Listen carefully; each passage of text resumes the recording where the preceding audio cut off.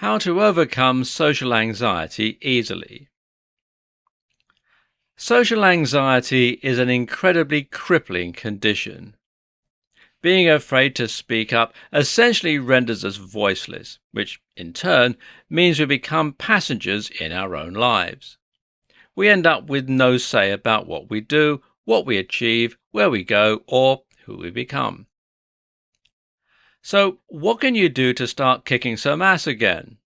Let's take a look at how you can become socially bulletproof. Understand where social anxiety comes from. Social anxiety comes from a desire not to be embarrassed, shamed, or hurt. This is an evolutionary response that is intended to prevent us from making matters worse and to protect us from damaging our own likelihood of survival. When we want to impress someone or make a good impression, we begin to picture all the ways that the interaction could go wrong.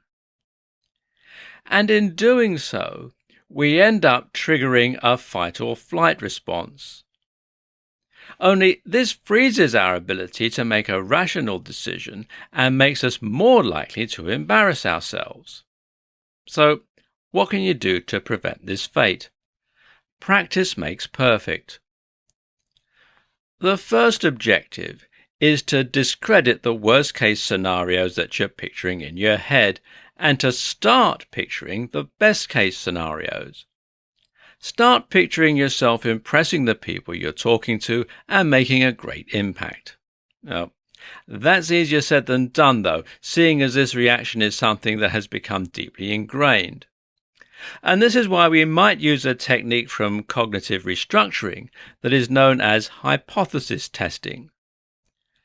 This means you test the notion that you might embarrass or upset yourself and thereby prove to yourself that you're wrong. And you do this by facing those fears and by testing the worst-case scenarios. So, for example, if you were worried that you're going to embarrass yourself by stuttering, then you could test that theory by purposefully stuttering in conversations. Do this enough times and you'll prove to yourself that no one laughs and no one thinks less of you. After all, times have changed since our limbic systems evolved. The problem, of course, is practicing all this in a way that won't cause lasting damage. So try going to more parties where you only know a few people.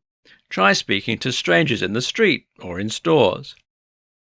And each time you do, practice putting yourself out there and even intentionally embarrassing yourself.